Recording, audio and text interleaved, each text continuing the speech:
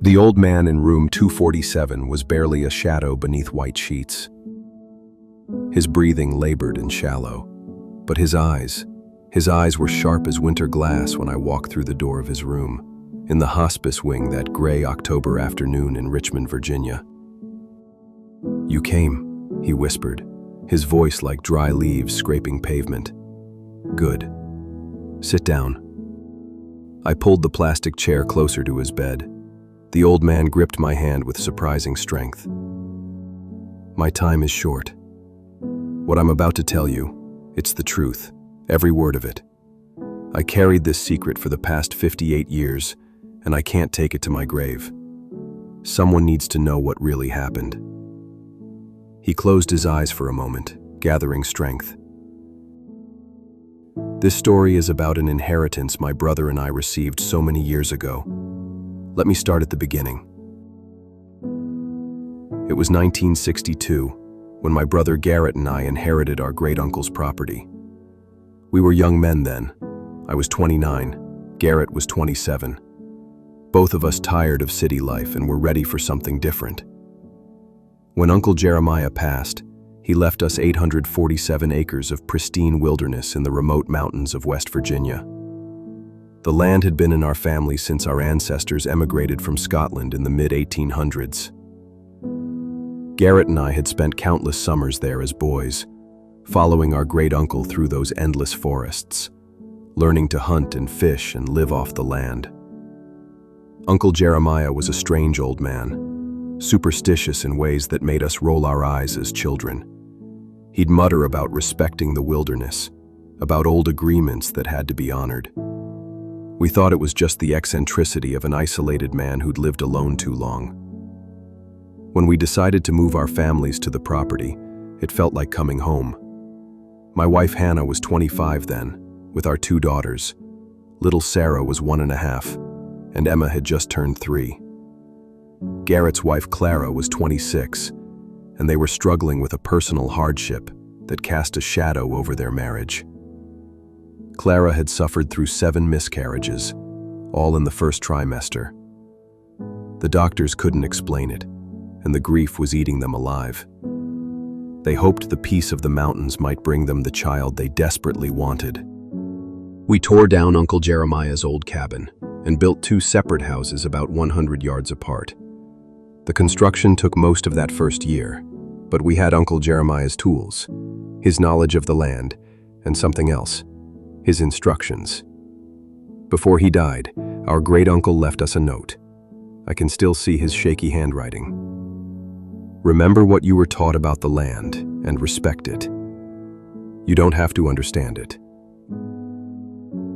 What he'd taught us was strange. Every few months, Uncle Jeremiah would take us deep into the forest, about 4 miles from the homestead, to a massive boulder that sat in a small clearing. The rock was ancient, probably 12 feet high and twice as wide, covered in moss and surrounded by the oldest trees I'd ever seen. That's where Uncle Jeremiah would leave his offerings. "In the world of men," he'd tell us, adjusting his worn hunting cap, "our family owns this land. But in the world of nature and beyond, it belongs to something else. This is the arrangement. This is the way." The offerings were always fresh kills, deer mostly, but sometimes wild boar or elk. Uncle Jeremiah would field dress them properly, then leave the entire carcass at the base of the rock. He'd bow his head for a moment, whisper something we could never quite hear, then we'd hike back home. "Never go to the rock without a kill to leave behind," he'd warn us, his pale blue eyes serious as death. "Never go empty-handed." We thought it was just his way of managing the wildlife population, maybe feeding the scavengers. As kids, we'd ask what happened to the meat, and he'd just say it was taken care of. We never questioned it further. When Garrett and I settled our families on the land, we maintained the tradition, partly out of respect for Uncle Jeremiah's memory, and partly because the hunting was so abundant that we had meat to spare. 3 or 4 times a year, we'd make the trek to the ancient rock with a fresh kill. And every time, when we returned to scope out the rock from a distance with our binoculars, the offering was gone without a trace. No bones, no hide, no blood. Nothing. It was as if the carcass had simply vanished. Scavengers work fast out here, Garrett would say, but I noticed he always looked uneasy when we found the rock clean. For the first 3 years, our life in the mountains was everything we'd hoped for. The hunting was extraordinary. Deer, elk, turkey, wild boar seemed to present themselves for our rifles. Our shared garden produced vegetables and fruits in impossible abundance. Between the two families, we maintained 6 hunting dogs, German shorthairs and coonhounds that knew those woods better than any compass. Now keep in mind, we didn't exactly follow the law when it came to hunting. We hunted from the first bloom in the spring, up till right before Christmas. It was so remote back there, no one was ever going to find out. We built a storehouse for our tools and 2 large walk-in freezers to preserve the meat we harvested. The old smokehouse Uncle Jeremiah had built still stood, and we used it to cure venison and wild boar. By the end of each fall season, we had enough meat to last 2 families through the winter and beyond. Hannah bloomed in the mountain air. The girls grew strong and wild, learning to identify animal tracks and edible plants. And Clara, blessed Clara, finally carried a pregnancy past the first trimester. By the 4th year, she was glowing with hope and health, her belly round with the child they'd prayed for. It was paradise, and like all paradises, it was fragile. The first crack in our perfect world came from my own arrogance. I was cleaning my rifle after a successful hunt, watching Hannah help the girls make mud pies in our front yard, when the thought struck me. Uncle Jeremiah's superstitions were nonsense. We were educated men living in the modern world. This talk of offerings and arrangements with nature, it was the fantasy of an old man who'd lived too long alone in the wilderness. When I mentioned it to Garrett, I expected him to laugh. Instead, he got that thoughtful look he'd worn as a boy. "Maybe," he said quietly. "But what's the harm in continuing? The harm is teaching our children that they need to appease some forest spirit to live on their own land," I said. "This is America, Garrett. This is our property." But Hannah, stirring a pot of venison stew on our wood-burning stove, asked the question that should have stopped me cold. "If it's all nonsense, Abner, then what happens to those carcasses we leave out there?" I didn't have an answer, and that bothered me more than I wanted to admit. When we started hunting in the spring of that 4th year, we made a decision that would change everything. For the first time since moving to the property, we didn't take our first kill to the ancient rock. Instead, we brought the deer home and hung the meat in our smokehouse. "See," I told Garrett as we worked, "the sky isn't falling." He gave me a look. "I guess we're going to have to wait and see." 2 weeks later, I was tracking a magnificent buck through the dense underbrush about 6 miles from home. I'd wounded it with a shot that should have dropped it immediately, right behind the front shoulder, through both lungs. The blood trail was heavy and consistent. Any hunter will tell you that a deer shot through the lungs doesn't run far. But this one seemed to run forever. I followed the blood for over a mile, expecting to find my prize around every bend, behind every fallen log.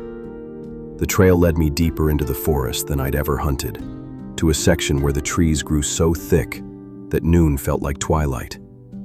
And then, nothing. The blood trail simply ended. Not at a carcass, not at a stream where the deer might have washed away the blood. The trail just stopped, as if the wounded animal had been plucked from the earth by invisible hands. I spent another 2 hours searching in widening circles but found nothing. Not a hoof print, not a drop of blood, not even disturbed leaves where a dying deer might have thrashed. When I told Garrett about it that evening, he waved it off, "Your tracking's gotten rusty," he said with a grin. "City living made you soft." But a week later, the same thing happened to him. A clean shot on a young doe, a clear blood trail, and then nothing. The deer had simply vanished. We decided to hunt together after that, thinking 2 sets of eyes might solve the mystery.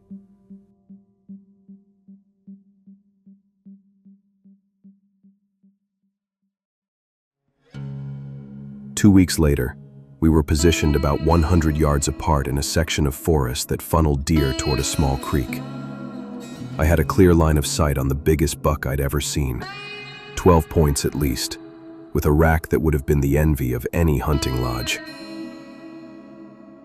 I took my time, controlled my breathing, and squeezed the trigger. The shot was perfect, slightly behind the shoulder, through the heart. The buck stumbled, then crashed through the underbrush, sliding down a steep embankment toward the creek where Garrett was positioned. "Got him!" I shouted, already moving to follow. Garrett's voice came back through the trees. "I can see him. He's down." I was crashing through the brush, my rifle ready for a follow-up shot if needed, when I heard my brother scream. It wasn't a shout of excitement or even alarm. It was the sound of pure animal terror. The scream cut off abruptly, followed by 2 rifle shots in quick succession. Then I heard something that made my blood turn to ice water. A roar that seemed to shake the very trees around me. It was deep, primal, and filled with rage. The sound cut through the forest like a physical thing, and every instinct I had screamed at me to run. A 3rd shot rang out, and the roaring stopped. I found Garrett standing in the creek bed, his rifle still aimed at something on the far bank. His whole body was shaking, and his face was white as fresh snow. Next to him lay the buck I'd shot, its magnificent rack catching the filtered sunlight. But there was something else. A massive form lay crumpled beside the deer, dark fur matted with blood. At first, my brain refused to process what I was seeing. It looked like a man, but no man was ever that large. It had to be 6.5 feet tall, 400 pounds, with arms as thick as tree trunks and hands that ended in what looked like claws. Dark brown fur covered its entire body, and even in death, it radiated a presence that made my skin crawl. I'd heard stories, tales passed down by the old-timers in these mountains, whispered around campfires and dismissed by civilized folk. But seeing it lying there, massive and real and undeniably present, I knew what I was looking at. "Garrett," I whispered, my voice barely audible above the bubbling creek. "Is that a wood booger? A Sasquatch?" He finished, his voice hollow. "Yeah, it is. It was stealing our deer. When I came down the slope, it looked up at me and..." He swallowed hard. "Those eyes, Abner. Those weren't animal eyes." I approached slowly, my rifle trained on the creature's massive chest. 2 bullet wounds were visible there, dark and wet, but it was the 3rd wound that had killed it. A shot through the throat that had severed something vital. The creature's enormous hands were still reaching toward its neck, frozen in its final moment. "We need to leave," Garrett said suddenly. "We need to get out of here. Now." But I was thinking about the meat.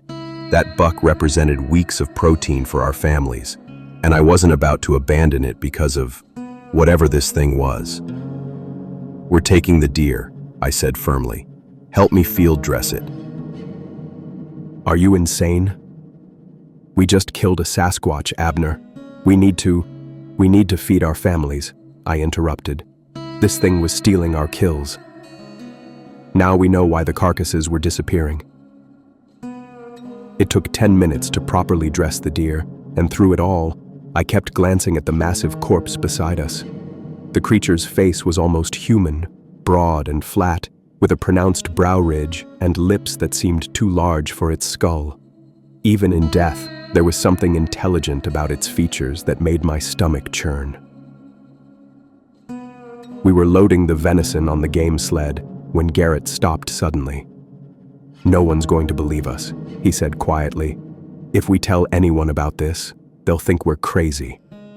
I was about to respond when he shouldered his pack and walked back to the Sasquatch. From his hunting kit, he pulled out his compact folding bone saw, the one he used for field dressing large game. "What are you doing?" "Getting proof," he said grimly. It took him nearly 20 minutes to separate the creature's head from its massive neck. The bone was thick and dense, and several times he had to stop to rest his hands. But eventually, he managed to work through it. The head was enormous, easily 3 times the size of a human skull, and covered in coarse, dark fur. "This stays between us until we figure out what to do," Garrett said, wrapping the head in a tarp from his pack. We agreed on the hike home that we wouldn't tell our wives about the creature. There was no point in terrifying them until we understood what we were dealing with. I took the venison back to our smokehouse, and Garrett carried his grisly trophy to his basement cellar where he could preserve it properly.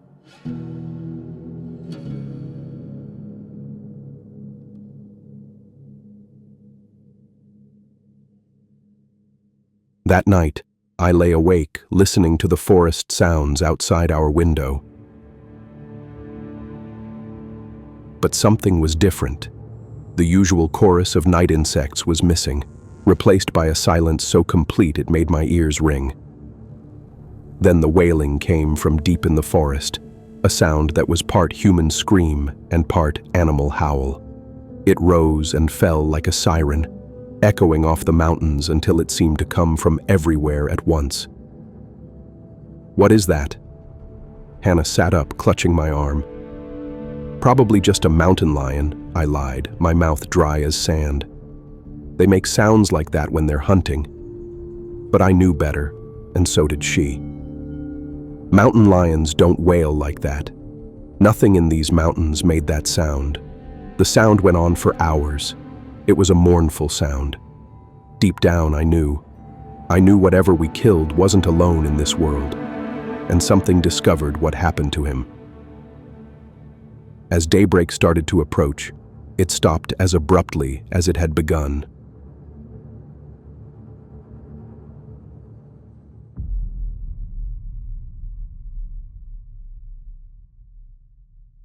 The next morning, Garrett and I met at the tree line behind my house.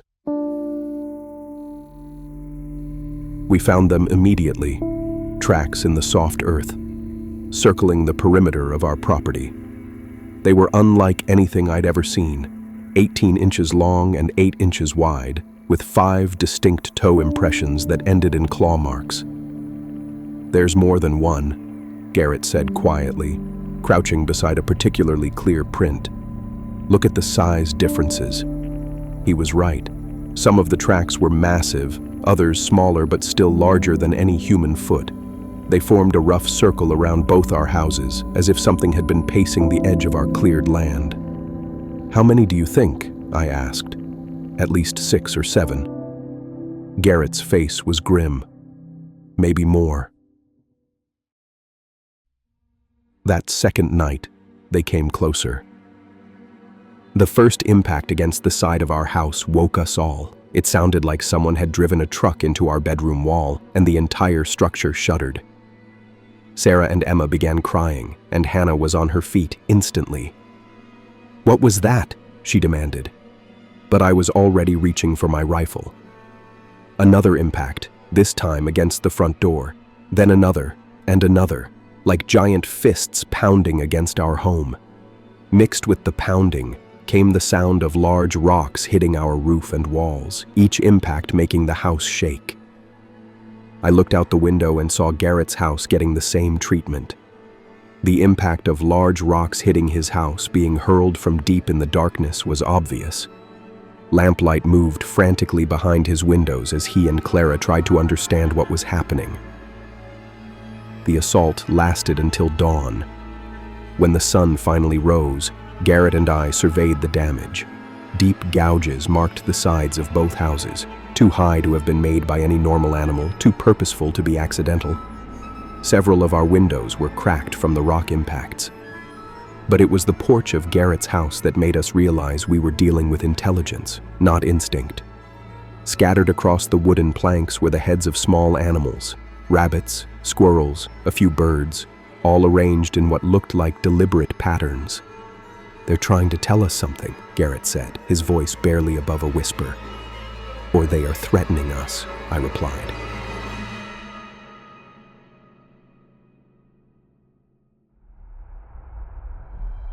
On the third night, they escalated. Our storehouse had been built to withstand bears and weather.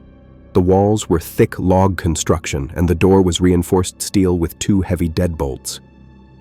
When we found it the next morning, both the door and one entire wall had been demolished.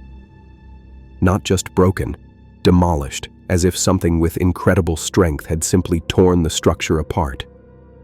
Everything inside was gone. 500 pounds of frozen venison, wild boar, and turkey. Canned goods, dried fruits, stored vegetables, everything we'd put away for the winter. The freezers had been ripped open like tin cans, their contents carried away without leaving so much as a scrap behind. That's when we knew we had to tell our wives.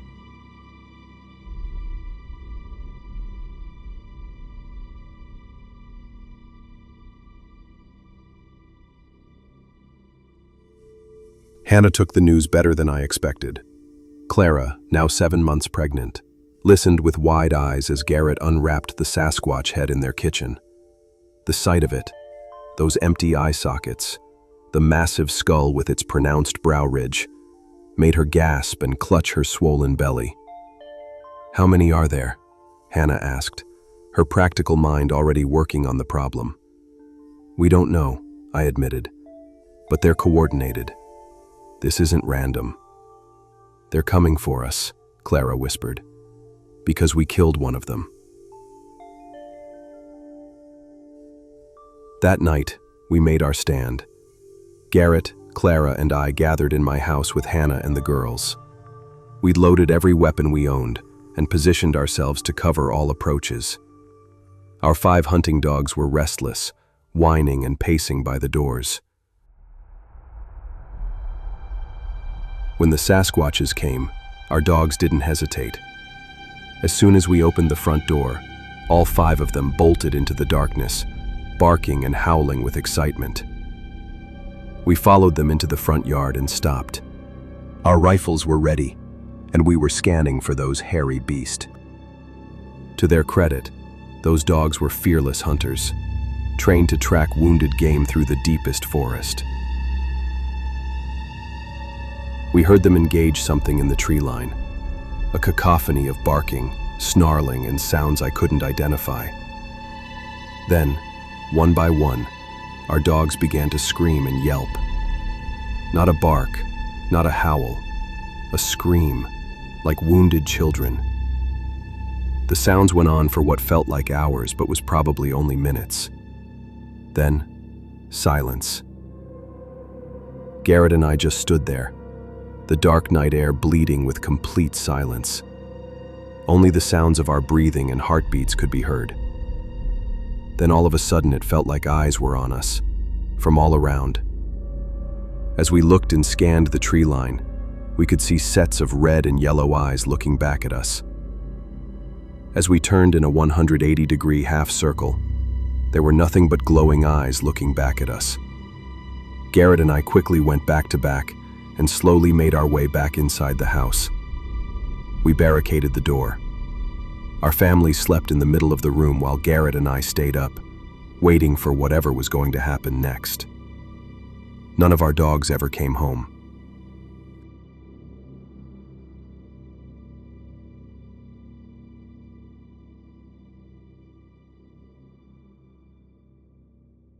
In the morning, we searched for them but found nothing. No blood, no fur, no trace that they'd ever existed. The attacks continued to escalate over the next week. Every night brought fresh horror, roars and screams, rocks through windows, gouges in our walls, the sound of massive bodies moving around our houses in the darkness. We took turns keeping watch, but we never saw them clearly, just glimpses of enormous shadows moving between the trees, eyes that reflected our kerosene lantern light like glowing coals. Finally, Hannah made the decision that should probably have been made much sooner. "I'm taking the girls to my sister's," she announced on a Tuesday morning, her face drawn with exhaustion and fear. "Hannah, no," I protested. "It's not safe to travel. What if they follow you? What if they don't?" she countered. "Abner, look at our daughters. Really look at them."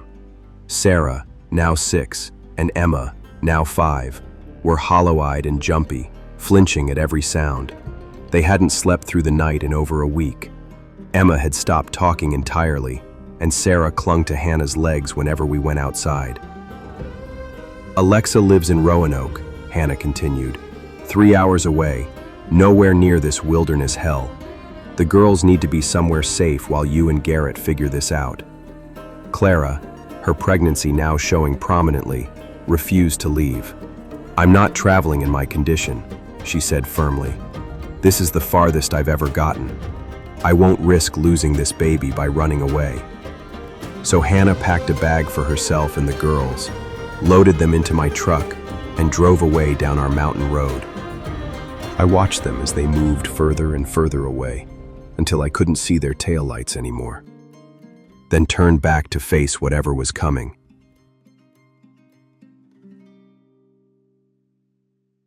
I didn't have to wait long. A week later, they launched another assault. It began at sunset, with the sound I'd grown to dread, that wailing howl that seemed to come from the mountains themselves. But this time, it was answered by other voices, a chorus of inhuman cries that echoed across the valley. Garrett, Clara, and I had barricaded ourselves in Garrett's house. We'd moved all our ammunition and weapons there, along with enough food and water for several days. The windows were boarded up, and we'd reinforced the doors with furniture. Clara sat in the living room, one hand on her swollen belly, the other holding a pistol she barely knew how to use. Her face was pale, but determined. "Whatever happens," she said quietly, "protect the baby." The attack began with impacts against the walls, not rocks this time, but what sounded like massive fists. The entire house shook with each blow, and dust rained down from the ceiling. Then came the sounds of the roof being torn apart, shingles and boards crashing to the ground outside. "They're coming through the roof," Garrett shouted over the noise. That's when I saw them. Through a gap in the boarded windows, massive shapes moved in the moonlight. They were even larger than I'd imagined, 8 or 9 feet tall, with shoulders broader than any human. And there were so many of them, at least 10, maybe more, circling the house like wolves around wounded prey. One of them, a huge male with silver-streaked fur, looked directly at me through the window gap. Its eyes held an intelligence that made my blood freeze. This wasn't some mindless beast. It was planning, thinking, coordinating with the others. "We have to get outside," I told Garrett. "If we stay in here, they'll trap us." He nodded grimly, checking his rifle one final time. "Clara, stay in the center of the house. Don't come out no matter what you hear." We opened the front door and stepped into hell. The Sasquatches were everywhere. On the roof, around the sides of the house, emerging from the tree line. In the moonlight, they looked like nightmares given form, their massive bodies covered in dark fur, their eyes glowing with reflected light. I fired at the nearest one, a female that was tearing boards off the side of the house. The bullet caught her in the shoulder, spinning her around, but she didn't go down. Instead, she turned to look at me, and I saw something in her expression that chilled me to the bone. Not just anger, but grief. Deep, human grief. She turned and ran off into the darkness. That's when I understood. The Sasquatch we'd killed wasn't just some random creature. It had been part of a family, a juvenile, and now that family wanted revenge. Garrett was firing at two large males that were advancing on him from the left. His shots were true, and the creatures stopped and retreated back into the dark.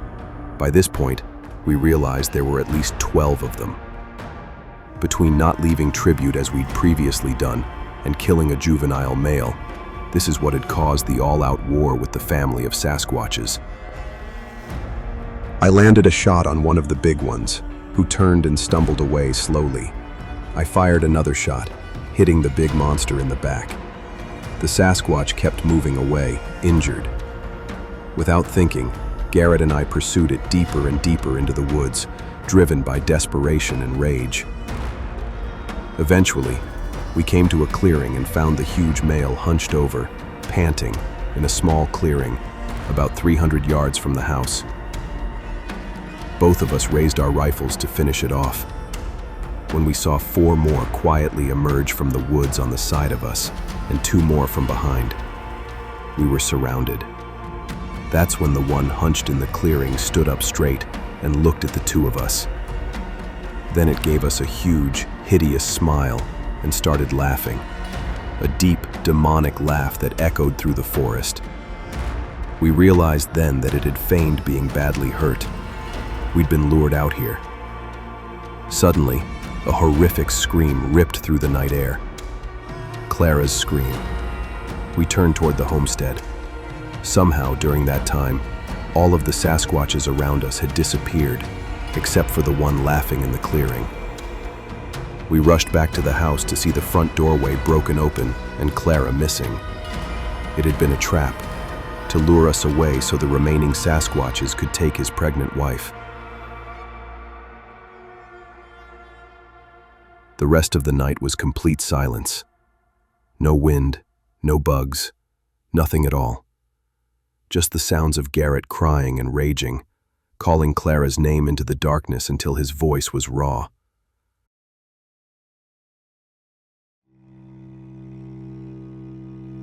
The next morning, we decided we needed to go get help to find Clara.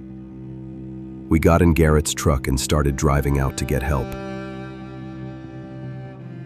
7 miles down the road, we found something horrifying.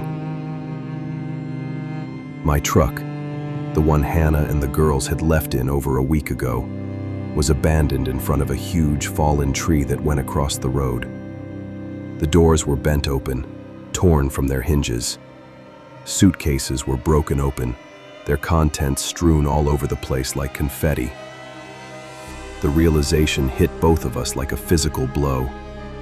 Hannah and the girls never made it out. Those monsters had taken them too. Being unable to clear the massive tree from the road, we were left with only one choice: go back and finish it.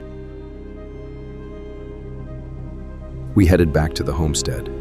I was completely devastated and distraught, but underneath the grief was a rage that burned like acid in my veins.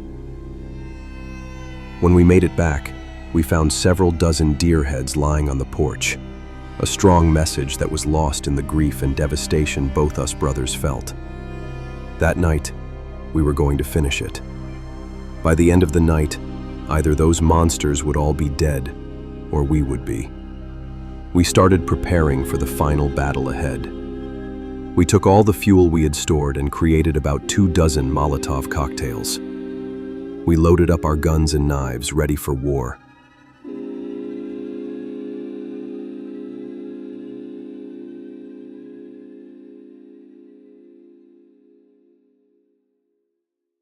The Sasquatches began the night with taunting and maniacal laughing coming from all around the house. After a few hours of the laughing and hooting, a large rock came through one of the upstairs windows, and at the same time, something slapped the side of the house. We took our weapons and headed out. All hell broke loose. We were firing shots at some of the creatures. A couple got too close, and I was able to hit 2 of them with Molotov cocktails. They ran off into the forest screaming, their fur ablaze. Then the forest started to burn, casting everything in hellish orange light. We kept firing shots into the chaos. That's when a huge hand slammed into me, causing me to fly through the air and hit a wood post in front of the house. I could feel the earth moving beneath me. I tried to get back up but fell back down, my ribs and shoulders screaming in agony. I looked over to see 3 of the huge creatures around my brother. His weapons were smashed on the ground next to him, splintered like kindling. A large female seized Garrett by his arms and lifted him up like he weighed nothing. She pulled him up to eye level and screamed and roared into his face.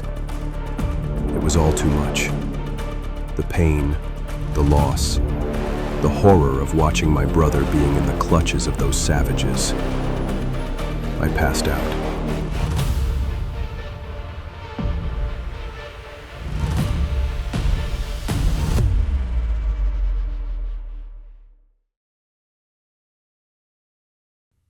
I woke up the next morning, hurting and disoriented. The events of the past night and of the past weeks came flooding back to me. I fought to get up and started calling for my brother. My arm and shoulder were dead to me. I could feel my ribs shifting under my skin. I didn't let any of that stop me. I kept yelling out. Nothing. No answer. No sign of anything. Until I made my way toward the house. That's when I saw Garrett. At least, some of Garrett. My brother's head was impaled on the porch railing, mounted there like some grotesque trophy. His mouth was agape, his tongue swollen and black. His eyes were open and blank, already clouded with death. Flies crawled all over his face, and the smell of decay was beginning to set in. I threw up what little I had in my stomach, then dry heaved until my ribs felt like they were tearing apart. But even through the horror, through the grief and revulsion, understanding came to me. I knew what I had to do. What Uncle Jeremiah had tried to teach us all those years ago, what I'd been too arrogant to understand. The arrangement had to be honored. I stumbled into the house and went down into Garrett's cellar, where he'd kept the decapitated head of the juvenile Sasquatch. It was still there, preserved in the cold root cellar, wrapped in plastic and tarp. I walked out of the house and out to the tree line with the head under my good arm. My other arm and collarbone seemed to be broken, but I pushed through the pain. I walked up to the tree line and set the head down gently on the earth. Then I yelled into the forest. Here is your dead. This is over. As I peered into the dark woods, I saw 2 large eyes looking back at me, only 30 feet away, watching, waiting. I didn't care what happened at this point. I turned my back to those eyes and started walking back toward the house, past it and down the road. I walked all the way slowly back to where my truck still sat. Every step was filled with agony. As I struggled to put one foot in front of the other, I was overwhelmed with the thought of everything I had lost. My beautiful wife and my 2 little girls were gone. My brother and best friend, gone. His wife and unborn child, gone. And it was all my fault. My arrogant decision cost me everything and everyone else their lives. Tears streamed down my face. A part of me wished that one of those hairy bastards would come out of the tree line and put me out of my misery. I had no such luck. After what must have been almost 5 hours, I reached my battered truck. But now, the fallen tree was gone from the road, vanished, as if it had never been there at all. The war was over. They were allowing me to leave and to never come back. I got in my truck, unable to close any of the doors, and drove until I reached civilization.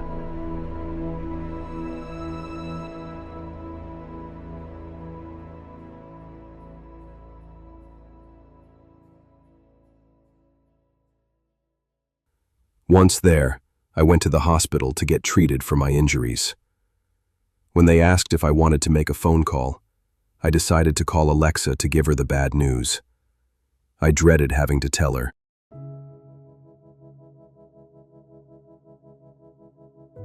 I called, and Lex answered the phone. I began to break down, trying to tell her about Hannah. As soon as I said Hannah's name, she lit up. "Hannah has been dying to talk to you. She and the girls miss you like crazy. Let me go get her so you two can talk." I couldn't believe what I was hearing. The words hit me like a floodgate bursting open, and I just broke. Tears poured out of me, harder than I'd ever cried in my life.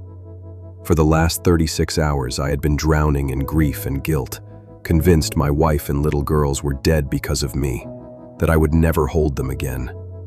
And now, in an instant, that crushing weight was gone. Joy and relief slammed into me, overwhelming every nerve in my body. My family was alive, safe. The nightmare I'd been living wasn't the end after all. An hour later, Hannah and my girls were at the hospital to see me. Hannah explained that they had encountered the tree in the road and couldn't get around it. But Hannah knew they couldn't turn back, so they trekked the entire day down several winding roads until a little old couple picked them up off the side of the road and drove them to the nearest town, where her sister came to pick them up. She assured me she hadn't even told her sister what had happened at the homestead. She'd created a story about why they had to leave for a couple of days. I broke the news to Hannah about Garrett and Clara and the baby. We wept together for them, but she never asked for details. Maybe she sensed that some knowledge was too dangerous to carry. We never returned to the land. We ended up moving outside of Richmond, Virginia, where we raised our family. Timber companies throughout the years would lease sections for harvesting, which more than paid the taxes on it for decades, and allowed us to live comfortably, and provided wonderful opportunities for our girls. Hannah and I kept this secret from the entire world. My daughters were too young to remember exactly what happened, and they seemed to block out those events as well. The land stayed empty. No hunting cabins, no hiking trails, no development of any kind. I made sure of that. Let the forest reclaim it. Let the old agreements stand. When my beautiful Hannah died 3 years ago, after cancer took her so quickly, she went to her grave carrying our secret, never speaking of it to another soul. And now it's my time. The old man's voice had grown weaker as he spoke, his breathing more labored. But his eyes remained sharp, fixed on mine with an intensity that made me uncomfortable. "You're my only grandchild, Gary," he said suddenly, his weathered face grave. "Our beloved Sarah, your mother, was only 5 when we left the mountains, too young to remember what really happened there. And your Aunt Emma, she seemed to block it out entirely, like children sometimes do with trauma." My mouth went dry. "I wanted you to know the truth before I died," he continued, his voice barely a whisper now. "And I wanted to warn you about something else. That land. You've inherited it. The lawyers should have contacted you by now." I stared at him, my mind reeling. The letter I'd received just days ago was accompanied by a phone call from a Richmond, Virginia law firm. "The property in West Virginia. 847 acres, he confirmed. "It doesn't belong to us. It never did.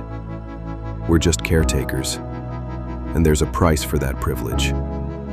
I stared at him, my mind reeling. "The Sasquatches, they're still there?" "I don't know," he admitted. "Maybe they moved on after we left. Maybe they found somewhere else to live, away from humans. Or maybe they're still there, waiting." His grip on my hand tightened. "But I know this. If you ever go to that land, if you ever decide to hunt those forests or build on that property, you remember what I've told you. You remember the arrangement. Respect, he said simply. Respect for something older and more powerful than our laws and deeds and property lines. If you hunt, you leave offerings. If you take from the land, you give something back. And you never, never break the agreement. He closed his eyes, exhaustion overtaking him. The rock is still there, 4 miles northeast of where our houses stood. If you can find it, you'll know. It's older than anything else in those mountains. Older than the trees. Maybe older than the mountains themselves. "Granddad," I said softly, "I don't think I'll ever set foot on that land." His eyes opened one final time, and for just a moment, they held the same sharp intelligence I'd seen when I first walked into the room. "Good," he whispered. "Good. Let it stay wild. Let it stay free. Some places aren't meant for men." My grandfather, Abner McKinnon, died that night, taking with him the last first-hand knowledge of what had happened in those West Virginia mountains back in 1966.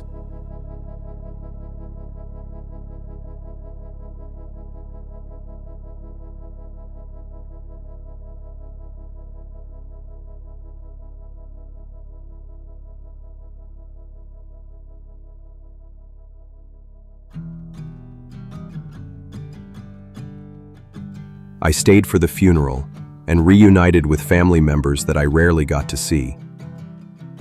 I listened to stories about my grandfather's life in Richmond, his work in construction, his quiet devotion to my grandmother, and his love for his family.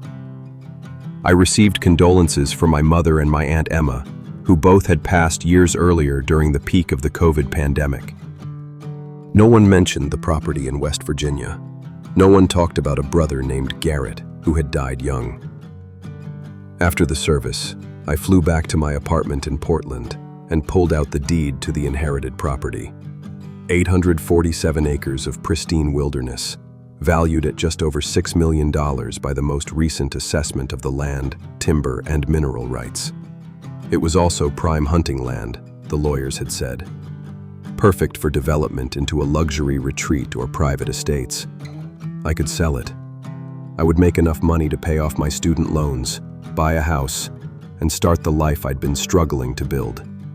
The logical thing, the smart thing, would be to contact a realtor and put it on the market immediately. Instead, I locked the deed in my safe and tried to forget about it. But forgetting proved impossible.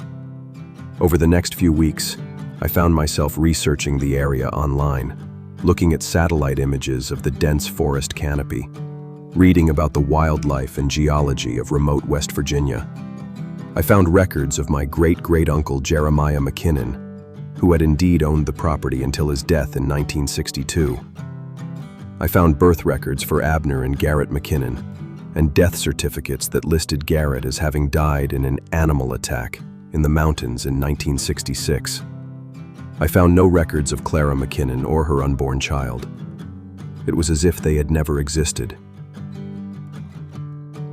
Late at night, when sleep wouldn't come, I'd think about my grandfather's story, about ancient agreements and offerings left at moss-covered rocks, about creatures that shouldn't exist but somehow did, living in the spaces between our civilized world and the wild places we'd forgotten.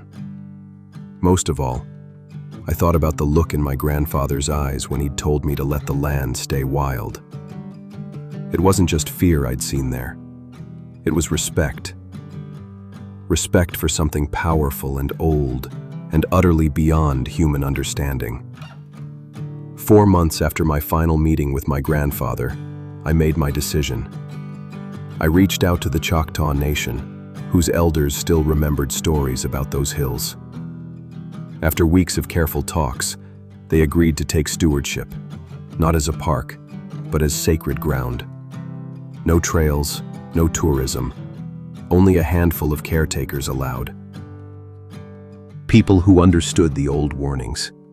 They assured me it would stay silent and untouched, a sanctuary for the forest and whatever ancient presence might linger beneath its branches.